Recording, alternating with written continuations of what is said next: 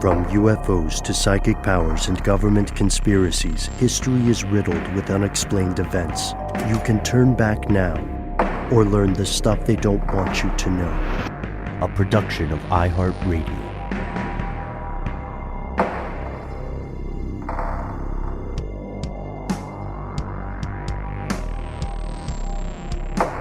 Hello, welcome back to the show. My name is Matt. My name is Noel. They call me Ben. We're joined as always with our super producer, Alexis, codename Doc Holliday Jackson.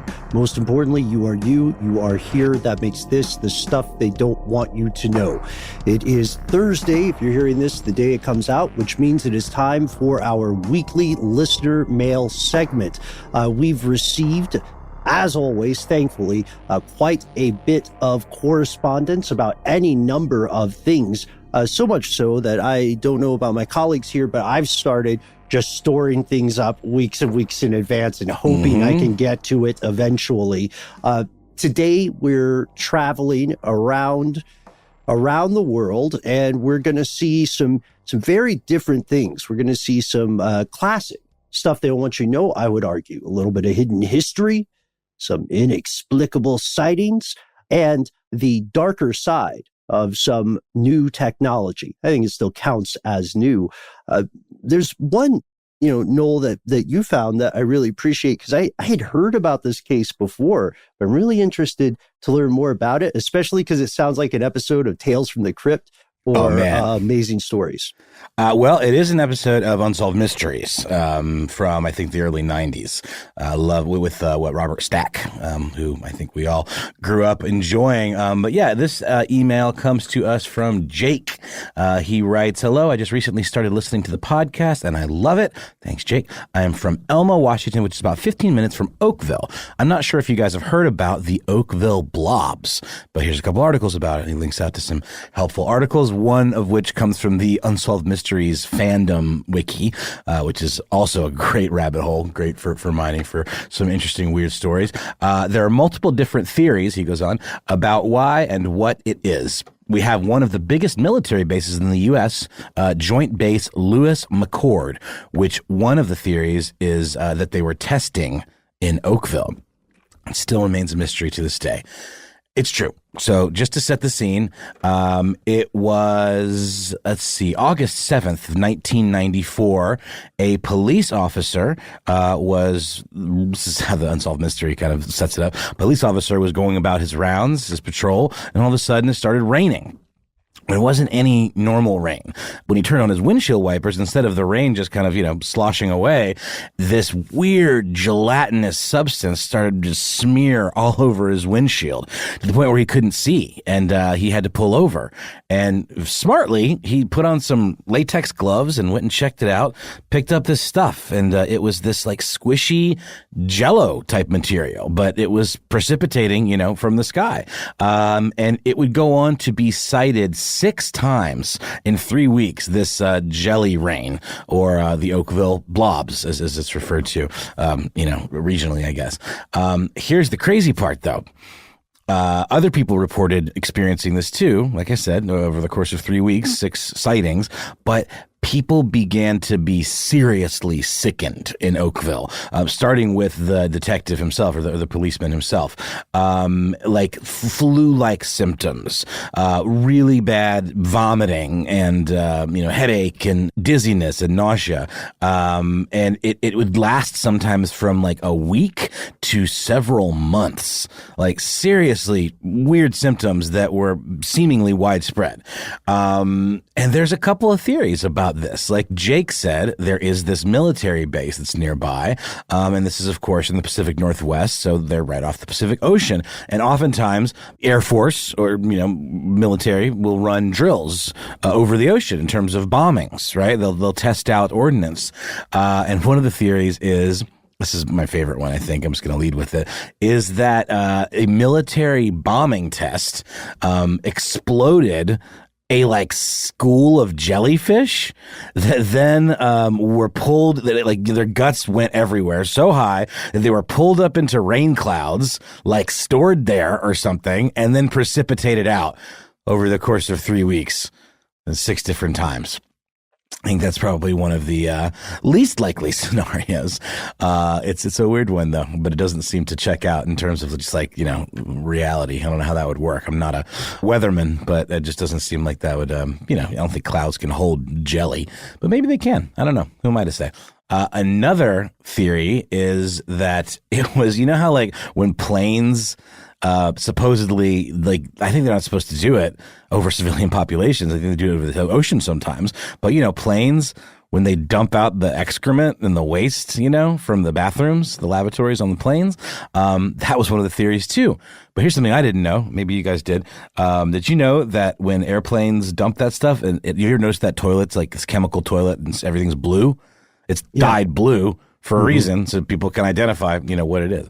And this stuff was definitely not blue. It was just translucent, I would say. And like I said, very, very gelatinous, but almost like whitish, kind of cloudy and translucent. And then my favorite theory, and the one that I don't know if it's addressed, and I didn't watch the entire Unsolved Mystery, I just watched a few clips, but this seems like a relatively newer development. There's actually the most amazing YouTube video. The channel is called Night Terrors, and it's hosted by this dude.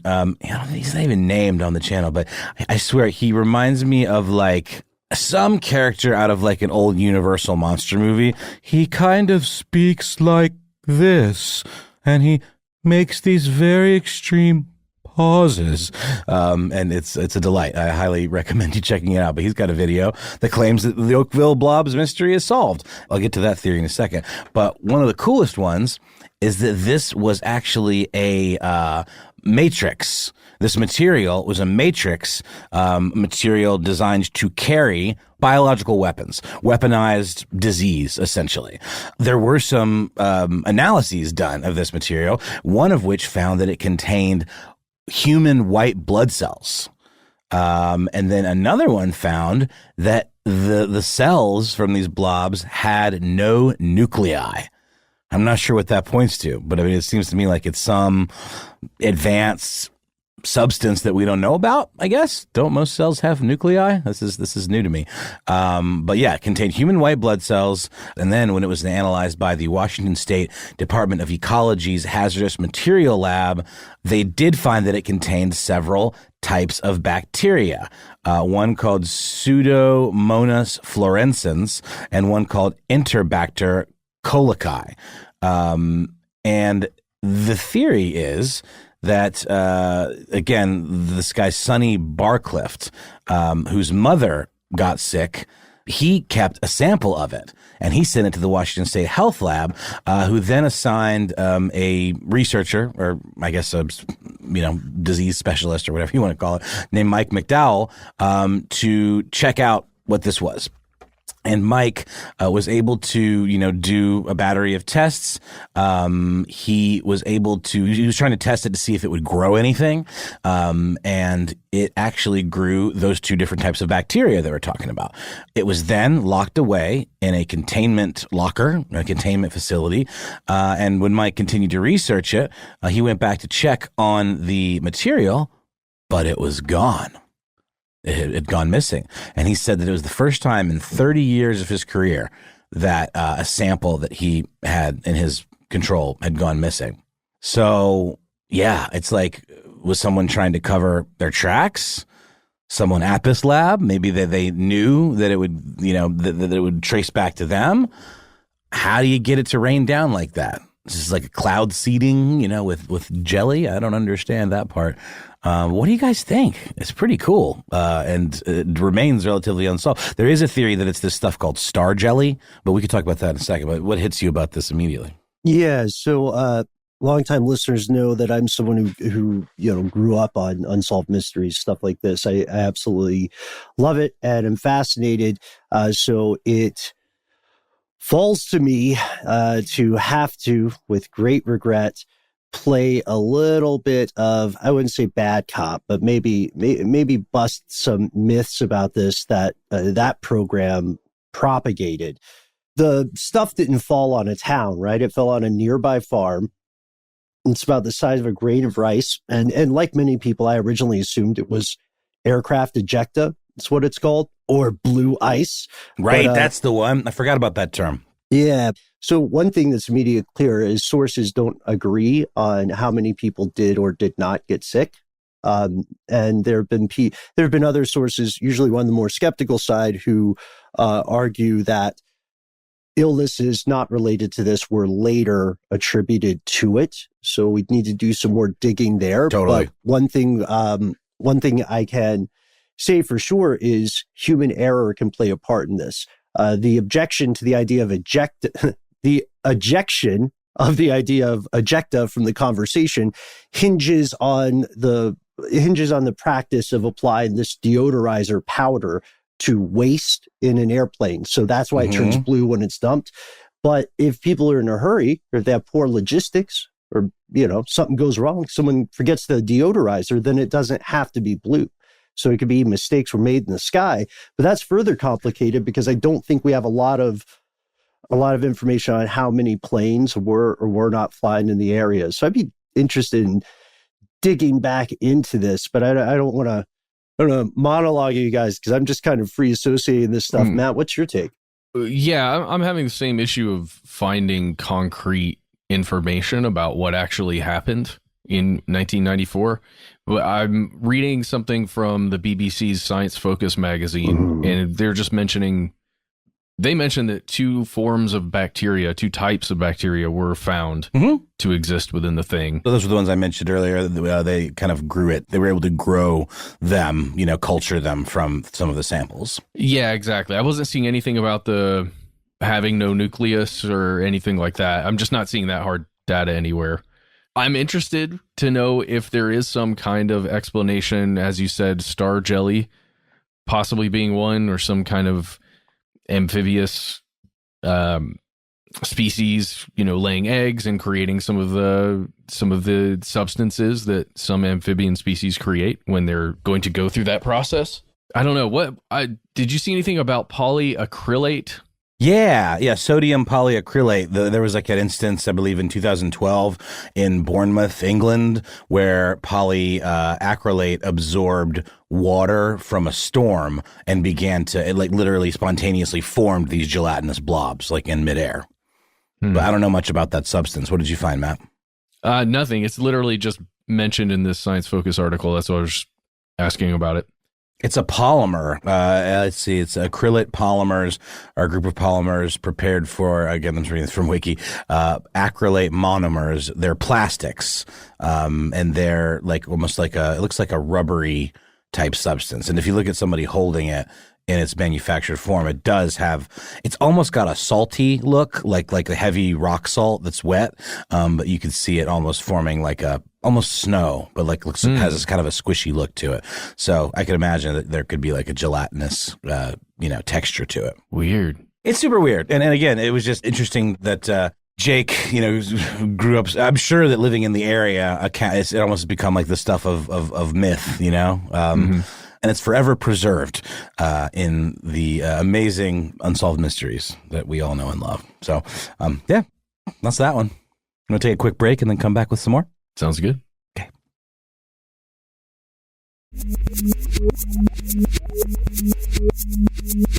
Okay, and we are back, and we are jumping to a message we received from Bronze Ranked Boomer. That sounds promising, you guys. Is that a gamer thing? It sounds like it might be. Let's jump into it. There's a lot here. We're not going to read everything you wrote to us, but we're going to jump into some of these concepts. Jumping to the email, I just want Noel to be more familiar with the dark side of Twitch since his daughter is a fan of it. Make sure she just sticks to Minecraft streamers. Yeah. She kind of self-censors. I don't really worry about her venturing too far into the dark corners of Twitch, but it's good advice. And I didn't realize quite how dark it got. We'll see. Says Matt, you'll like Legends of Runeterra since you like MTG, and Ben, you're cool and much better than the Quizster. Oh, snap. I hope the Quizster never hears that. Don't speak his name. One more time, right? And then he appears? No, it's 2 more times. Okay. All right. It's like Candyman. Yes. And let's just keep going here. I just listened to your episode about FaZe Clan and crypto, and I wonder if you're aware of the dark side of Twitch streaming. If you aren't aware, Twitch is a website that allows, yes, we know what Twitch is. should we say what Twitch is? It's a streaming service where it allows users to view and interact with content creators. People think of it as strictly like a gamer platform where like people become famous as Twitch streamers because they're commenting and being cute and funny and making jokes while they're like playing Fortnite and stuff. Yeah, exactly. So Bronze Age continues on to say that there's a dark side of sponsors on Twitch. He says, sponsors are a huge part of a streamer's income on Twitch. It's like YouTube, where people get monetized. Also, there are sponsors that support Twitch in general and run commercials throughout all partnered Twitch streamers. Double the ads. However, their sponsors can be shady, like the crypto issue. There was another issue that came up not long ago on the subreddit Livestream Fail, where there was a large issue concerning gambling. For example, there's a streamer named XQC. He literally had ads and promo codes for gambling websites. Kids would watch him, make a lot of money, and get inspired to join. They would make a lot of money gambling. And that's a new concept.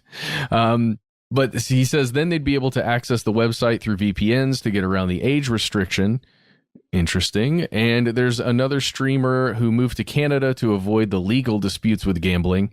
There are a lot of clips, screenshots, and proof that these streamers knew what they were doing, taking advantage of folks. This is the current drama, and it's easy to search gambling through the subreddit. You'll get a lot of posts. How can you use a VPN to bypass age restrictions? Isn't that kind of just honor system? Like, will they just like ask you your age? Yeah, that's interesting. I'm not sure how that would actually function in practice. I know if you use something like Brave Server and you use their Tor services that they offer, you can get around some things like that. So I'm assuming using a VPN could also get around some kind of restrictions that maybe I'm just not aware of. In the past, there were a lot of issues about loot boxes, CSGO skins, talking about gambling, from just the setup of a game where you have to pay to get a chance to get something good, and then you'll pay a lot of money to increase your chances. And then let's jump down here to the part where bronze-ranked Boomer mentions the dark side of just chatting. He says Twitch does not only cater to gamers. You can stream almost anything, and there's a category called just chatting. And that is I think, where the interesting conversation happens here. Because for a long time, that platform was specifically to watch people game. We've mentioned Twitch before and how it's evolved over the years to do things like art. I think they called it creative back in the day, where you could do all kinds of different things. Like Bob Ross, but like on the internet. And, amateurs. For sure. And it's just a way for a content creator to have an audience, essentially, that's live, that can interact with them, right? That's really what the whole point of the platform is, to have a live audience interaction. So just to compare it to what we're doing right now, there's 4 of us on a Zoom chat, and we're talking to each other like this. We're having a conversation, but the audience is only here because we're bringing, everybody else into the conversation through these messages. In this case, it's all live. It's all happening real time. And I think that's where at least bronze-ranked Boomer is maybe seeing some issues that are cropping up. Yeah, it's something like, I was not fully aware of. I've always, maybe it's 'cause it's not my platform of choice, but I was not fully aware of Twitch as being something outside of just gaming. Because, there's YouTube Live, there's like Instagram stories and lives and all that stuff. There's so many other places to do what we're talking about, but Twitch is much more of like an active, engaged kind of community for that. But I didn't realize that it was practically venturing into like cam girl territory, somewhat pornographic in ways, or like maybe not pornographic, but problematic, some fetishy type behavior and like slightly kinky stuff. Am I overstating the case here? Isn't it? That's certainly the picture that's being painted by our emailer, right? That there's some things that are maybe not appropriate for younger children, right? So Twitch has been a place for younger people to go and watch someone play a video game for a long time. As it has evolved, there are many people who have issues with some of these things.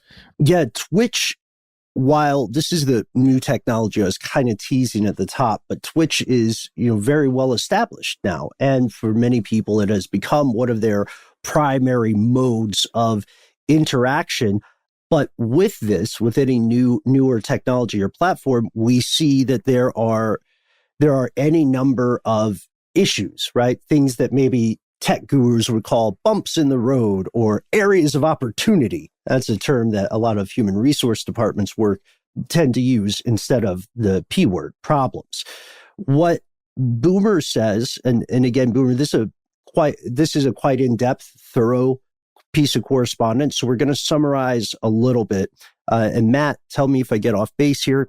It seems like what Boomer is concerned about here is the line between what is or is not appropriate for underage people to see or to do on these channels in some cases. Because to the earlier point that one of you guys brought up, it can be difficult to actually verify somebody's age online. You know what I mean? Like it's an incredibly easy process to circumvent. This, by the way, this morality argument is going to be one of the continuing arguments for further government control over internet access as well as monitoring. We're not too far away from a world wherein you will have to have your state issued ID on record with, Comcast or whatever they're calling themselves nowadays, Xfinity. And this, the devilish thing about this argument is that there is validity to it. So it seems like what Boomer is saying is like these things can get out of hand very quickly. Would you say that's accurate, Matt? Yeah, it certainly seems that way. So I don't know much about this at all, but I'll just tell you what I learned from the moment of receiving this, literally half an hour ago to talking about it right now.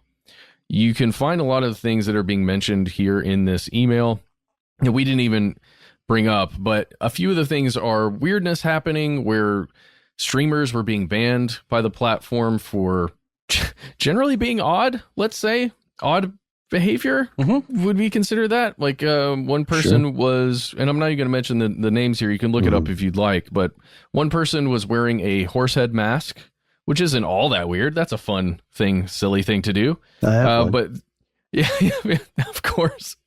But they were slamming said horsehead mask into a 3DO microphone, one of those binaural microphones, and just like slamming their head into it repeatedly. Yeah. And making horse noises and just being weird.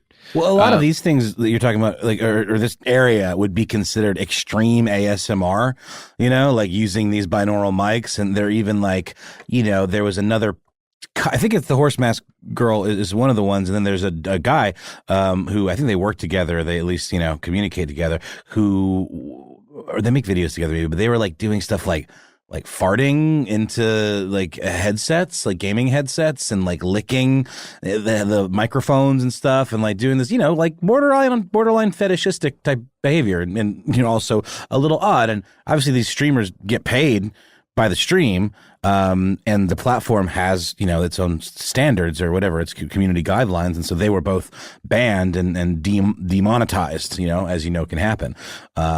So you're right, it is a moral thing where it's like, who is this for?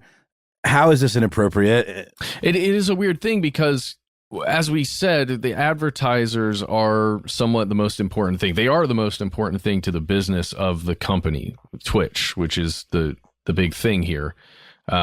So anytime you've got a popular person, no matter what they're doing, the company is being served, on the bottom line. So then the company has to make a decision on whether or not that content, offends enough people, I guess, to make a change, depending on the how much they're actually making per stream for that person.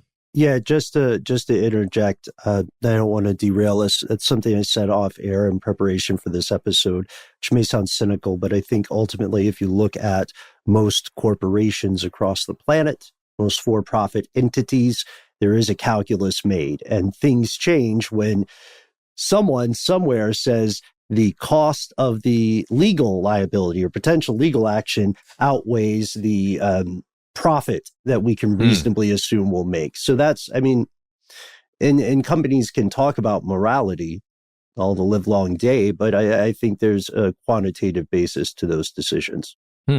Agreed. One of the big questions for me is, how do you then restrict something like that if you get enough pushback from enough people as a company to say, hey, maybe this should be age restricted or something like that? Why would you not do that? Like, it's another thing I think I may have mentioned briefly off air, which is that this goes into, in a legal sense, this goes into morality laws. What, and what one person considers wholly appropriate is what other people would consider, downright blasphemous, right? Even if they don't understand it, it may make them uncomfortable. And they may be like, no, that the noises that person with a horse mask is making are just unclean, right? Yeah. And this is a huge issue in jurisprudence in general. I would call attention to the case about whether or not James Joyce's Ulysses was pornographic or whether it was, basically too saucy to be sold in the States, because, how would you put a good age requirement on that book? Similar problem, right? And so what they concluded was one of those famous, those famous rulings, like, what is inappropriate? Well, they say pornography, but what is inappropriate? I know it when I see it. And that's what people are still struggling with. And there's not really, at this point, without fully knowing everybody who watches a piece of content or fully knowing the people who make it, and therefore tracking them, there's not really a way to cleanly come up with a policy. No, it's too open-ended. Isn't it interesting, though, that books and publishing has never really had, like, parental advisory warnings the way music and video games do? I mean, there certainly are books that... Other than nudie mags, right? No, I'm talking about books like Tropical Cancer. Like that is absolutely, there's pornographic writing in there, but yet you've never see a book that says must be 18 to buy or check out this book from the library. There's no age restrictions on books, and there never has been. You just ban those books. Well, that's what I was saying. No one can read them. Yeah. That's exactly right. But I want to point out one thing. We're talking about, like, how do you, there's a lot of questions, but like on Twitch in particular, how do you like reconcile all this stuff? Like, what is Twitch? What is their mission? They did something really funny. Like, a lot of this controversy came with this category of like hot tub videos, where like Twitch streamers are playing video games, I guess, in hot tubs, kind of scantily clad, and it caused sort of an uproar. And so Twitch, rather than outright banning this hot tub content, which is obviously pretty popular, they created a category called pools, hot tubs, and beaches. And apparently the most popular stream in that category, which now still can include these hot tub videos, is a live stream, a constant 24-hour live stream of these like otters at the Vancouver Zoo. Oh, that's wholesome. It's very wholesome. So they sort of fixed the problem. You got to dig for the content a little bit more now. I think maybe it was just like bait and switch, kind of, where people were thinking they were signing up for more traditional Twitch streams, and they were getting this slightly more, like, let's call it titillating content. This is related. I think this would be of interest to both you and our bronze boomer here, bronze ranked boomer, as well as many other people listening along today. There's another issue that has received some press quite recently on Twitch, which is the rise of Twitch as an extremist platform. Yeah. Right? Like, morality or perceptions of morality are much harder to negotiate or to, legislate in a fair way or make a policy about. And a lot of times, corporations aren't really incentivized to do it. But Twitch has gone from, beyond video games to being a great platform for anti-vaccination conspiracies and other, people who are so far right that they got kicked off Twitter. Mm-hmm. So I would say that's another facet of a larger thing that Boomer is talking about in the letter here. Yeah, and I'll give you just two quick examples. We'll get out of here. When we got this letter, I went to twitch.tv. It'd been a long time since I logged in, so I didn't have my login credentials. So I just went there as a random user that's not logged in. And two of the first things I was presented with, one of them is Amaranth, I think is how you say it. That person was mentioned in several of the stories that our emailer mentioned, and she was dancing to a song in a pink bra, and there were 30,000 something people watching her. And I just said, okay, well, that's what one person's doing. Went over to, clicked on the next one. It was a person named Hassan Abi, or ABI, and that person was reading an article on Insider and responding to commentary. Both of these streamers were promoting their Instagram accounts, and I thought it would be interesting to see, like, if there's two people on here, they're both doing what the emailer mentioned, just chatting. Let's just look at the difference at what kinds of free speech are being, exercised here. One of the Instagrams, I would say, I think objectively suggestive images of one of the people streaming. The other one had images of a person doing all kinds of things, including holding AR-15s. So, you just wonder, where are the lines, like you said, Ben, with free speech? Should there be any lines? What do you think? How do you feel about Twitch? What have you experienced when you're on there? Is there actually a dark side, or is this more of a morality argument thing and that's it, and we don't need to think about it anymore? You tell us. We look forward to hearing what you have to say. Thanks for writing in, and we'll be back with more listener mail.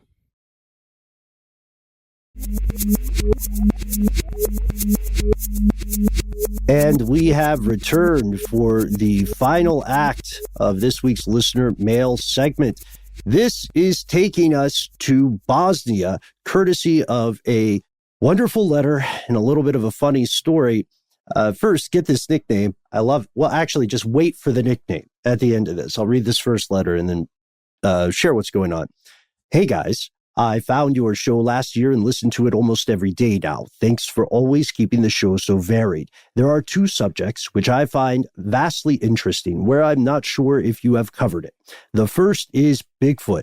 Oh, buddy, you're in the right place. We have. We'll get to that in a sec. Anyway, the letter continues. I'm based in the United Kingdom and find the stories around the Sasquatch fascinating, as they are all over the world with so many similarities that it seems impossible to believe it can be fake. The second topic is the Bosnian pyramids. I don't know much about it, but based on what I have read, there's a lot to discuss with a lot of mystery surrounding it. Keep up the great work and keep watching the skies. Yours skeptically, Zach Squash. like Sasquatch, but Zach Squatch. The nickname alone. Thank you so much, Zach Squatch. So I did a search because we receive a lot of correspondence. I'll read correspondences about topics that kind of cycle in and out, often based on the news, because the news is its own sort of Ouroboros kind of recursive thing. And I wondered, because I'd also, similar to the story of the Oakville Blob when I was younger, I wondered whether there was any sand to the idea of ancient pyramids. And Matt, back in the day, you and I did a pretty good piece on non-Egyptian pyramids, I believe. Can't remember the exact year, but we did mention these a little, but not too much in depth. So I searched to see if other people had asked for it, and then I found, hopefully more endearing than embarrassing, and then I found that back in 2020, the old man Bolin himself had written in about this, and I completely ignored his email. I think I may have forwarded it to you guys. But sorry, Dad, if you're listening, now that someone else has asked, we're going to talk about it. Yeah, sorry about that. Ben, we did, I think it was like, what about the other pyramids or something like that? It was in 2017. It was a long time ago. It's 2017. Yeah. Okay. Great memory there, Matt. So here's what's going on. There's a cluster of hills in central Bosnia and Herzegovina. And it's in an area called Visoko. This cluster of hills, if you look at it, does look like, you could see why it looks like a pyramid, especially considering that so many natural human-made structures over time have been they've been taken back by nature, right? So they turn into mounds. Or you could see amazing ruins if you shaved the jungle to the ground, basically in Central America. I've included here a picture of the hills I'm talking about. They're in the Visoko area. And would you guys like to describe them? I'd love to hear your takes. Well, I'm looking at a pyramid that's covered with trees. That's what I'm looking at. It looks like a topiary, like a massive bush that was trimmed into the shape of a pyramid. Ben, there's a similar one on one of the links you provided, emerging-europe.com. I think it's just a slightly different angle of the same thing. And it really does, at certain angles, look like straight lines. straight diagonal lines going down, not any kind of normal erosion happening on a slope. It's really weird. Right. Yeah. And ding, ding, ding, you're on the money with the idea about angles. It's similar to reports of a large face on Mars. From the right angle, it does look like a huge face on Mars. However, this story is a little more complicated, I think, because the primary claims are from an archaeologist, self-taught, named Sam Osmanagic. And I may be mispronouncing the name here. Sam is one of the primary champions of this idea. He says that 12,000 years ago, early Europeans in Bosnia didn't just build pyramids. They built the largest ancient pyramids on the planet. He himself is a Bosnian American businessman. He's been making these claims since at least 2005. The problem is a lot of people, sadly, Zach Squatch, disagree. And sadly, Mr. Bullet, they disagree because the idea here is tantalizing, right? But unfortunately, the other research into this hasn't borne out Sam's initial claims. Why does it sound kind of reasonable, to be honest with you? Well, it's because so many ancient pyramids exist, and we talked about this in our earlier episode, due to the fact that human beings are all relatively the same level of intelligence, right? And they all figured out at separate times that stacking rocks together with a larger base that tapers at the top is a really efficient way to build piles of stuff. It's just gravity. This doesn't necessitate the presence of extraterrestrials or multidimensional entities. In this case, people were already saying that, this guy was maybe being sincere, but definitely pseudoscientific. And they busted his claims a little bit, but he's claimed that there are tunnels around the hill complex that are part of an ancient man-made underground network. He claims to have found fossilized plant matter in these tunnels dating back 34,000 years. He also hasn't really helped his case by claiming that there is unusual activity at the top of these pyramids that the locals consider hills. He says that there are standing waves he's encountered there that travel faster than light and prove the idea of a cosmic internet, which will allow you to communicate across the universe, which may happen one day as scientific progress continues. He also believes in ancient astronauts. He claims human beings are the product of genetic engineering. What I'm saying is, for the rank and file of the academy, he's not making a case for what they would consider to be his credibility. And if you, like you said, Matt, if you look at the hills from a different angle, they do not look as pyramid shaped. They look much more rounded. They look less like man-made construction. And also, just to give you some context, fellow conspiracy realists, the article that Matt just mentioned earlier, emerging-europe.com, the headline of that article, the title of that article is pretty telling. It's by Nikola Dordovic. The title is, "Are there ancient pyramids in Bosnia?" Probably not. Unfortunately, because look, when we have to talk about stuff like this, or I don't know about my colleagues here, but when we have to talk about stuff like this, I want it to be real. If I wanted something, and Matt, I know we're both I want to believers. Can we say that? No, that's exactly what we're. I want to believers. I think there's a B in there. Oh, it's a Justin Bieber thing. Yeah, he'll turn it around. It's tough work to be a musician, as like a really professional. Is. And Yummy. I know, you're on the same page. We have to be honest with ourselves and with the facts when we look at this stuff. But another thing that puts it in a weird light for a lot of people is, I think, a little unfair. It's that he's Bosnian American. And so the idea is, oh, you discovered history's most important pyramids and they just happen to be where you're from. You know what I mean? I think that's an unfair accusation, but I can see why people might reject it. But also, how would you treat it if you were a local? Would you be in it for the tourist yeah, money? it's pyramids. I mean, yeah. Are there like secret doors? Like, I want to go inside. It looks like there's merch and stuff. Like, it's obviously something that the area has made into almost like trying to make the name for themselves, like a destination, right? Like, I see. That's just smart. It's super smart, but I also I want to know more. I want to go inside. Yeah, you know? So you got to visit. You got to spend money at the cafes. Mm-hmm. You got to get the spend hat. a couple nights. Yeah, I see some pyramid Crocs almost like going on here. Placemat, some leather goods, things like that. I mean, yeah, pretty clever. Yeah, it happened in Roswell as well. You know, it's happening in the small town that is associated with Mexico's zone of silence, which was in that previous episode. I think we made a strong argument that it was knowingly a tourist.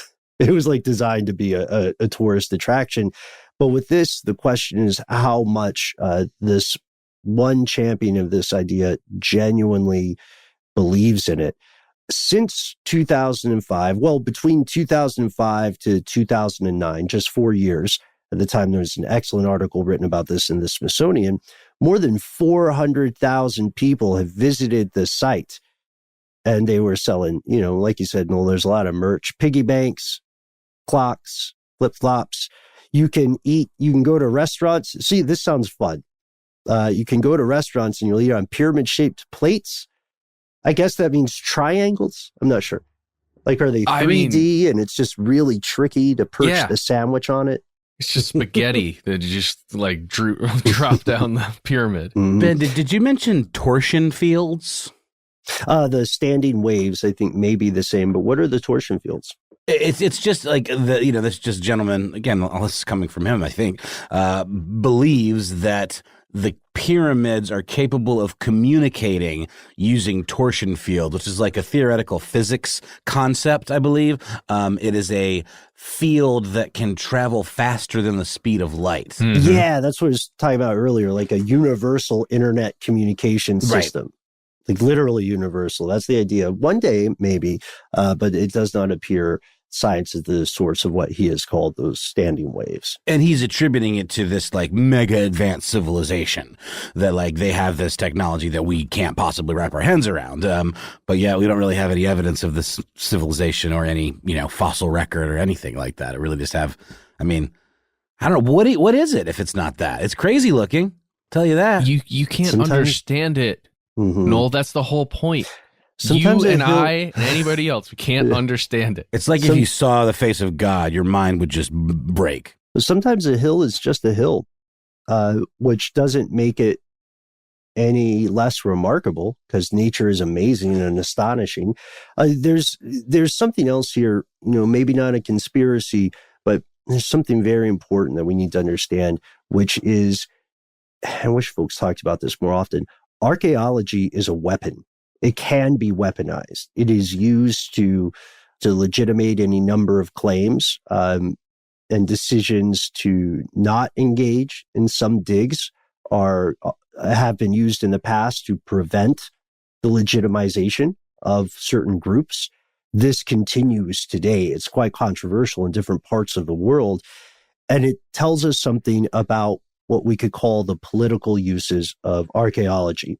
There's an anthropologist named Philip Cole over at Wellesley College who thinks that Osmanagich's attempts to create pyramids from these hills are part of a larger push to have a sense of identity, a sense of self-affirmation.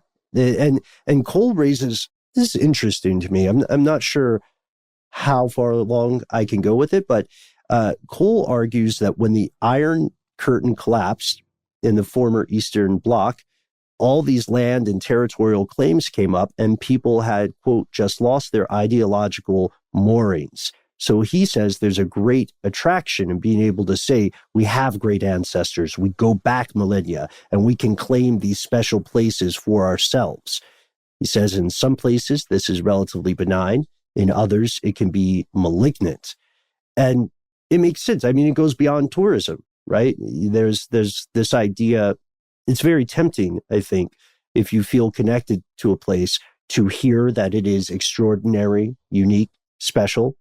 Those are true of every place in the world, by the way, but to hear that something maybe even supernatural is going on, maybe your home is the seat of a lost civilization, well, it's very tempting to associate yourself with that. You know what I mean? Next thing you know, you've got someone saying, I am descended from Atlantis, and nothing you can say will change my mind about that fact, because now it is a part of my identity. I'm not saying that's conclusively what's happening with Osmanagich, but it is interesting. And there's where I propose we leave it for today. Thank you so much, Zach Squatch. Your nickname made my absolute week. Do check out that 2017 episode about other pyramids. And thank you as well to Jake, and thank you to Bronze Ranked Boomer. These are some great stories today. Oh, yeah. Lots of fun ones and some food for thought with that gamer stuff. It's just an interesting time to be alive. And I'm constantly learning about new weird corners of the internet every day, which is weird considering we live on the internet. But it never ceases to amaze me. And Ben, I have to say, I just found that email from Papa Bolin, and now I've got his cell phone number. So I'm gonna call you. I gotta call your dad, dude. It's probably a burner by this point. I mean, it's been a year. It's been 3 months. Who knows? It's probably true. Yeah. Well, if you want to take a page from our fellow conspiracy realists, feel free, write in. We'd love to hear from you, especially with ideas for new topics that we can cover in episodes in the future. We try to be easy to find online. Oh boy, are we ever. You can find us at Conspiracy Stuff on Facebook, Twitter, and also YouTube. And while you're on the internet, why don't you pop over to iTunes or your podcatcher of choice and leave us a smashing 5-star review. We'd really appreciate it. You can also give us a telephone call. It's true. That's right. Our number is 1-833-STDWYTK. When you call in, give yourself a cool nickname or your name, however you want for us to refer to you as. That's a weird way to say that. Hey, let us know if we can use your message on the air. That would be very helpful. And if you find that you've got more than 3 minutes worth of a message, we highly recommend that you instead shoot us an email. We are conspiracy@iHeartRadio.com.